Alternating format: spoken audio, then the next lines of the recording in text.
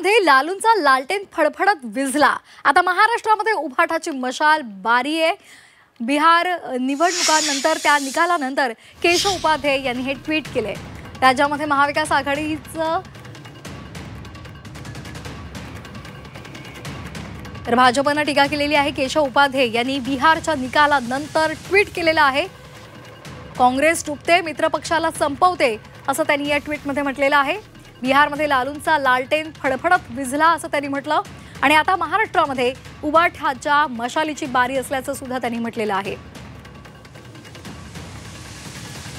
तर केशव उपाध्ये यांनी काय नेमकं ट्विटमध्ये म्हटलेलं आहे आपण ग्राफिक्स मधून पाहूयात।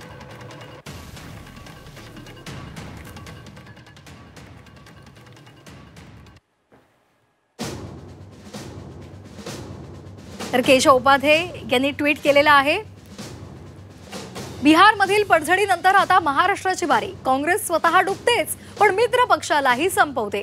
राहुल गांधींच्या अपयशाच्या सुनामीमध्ये उत्तर प्रदेशात अखिलेशची सपा संपली। पश्चिम बंगालमध्ये डाव्या पक्षांची पडझड झाली। बिहारमध्ये लालूंचा लालटेन फडफडत विझला। आता महाराष्ट्रामध्ये उभाटाच्या मशालीची बारी। महाविकास आघाडीचे तारू काँग्रेसच बुडविणार असं केशव उपाध्ये यांनी म्हटलेलं आहे।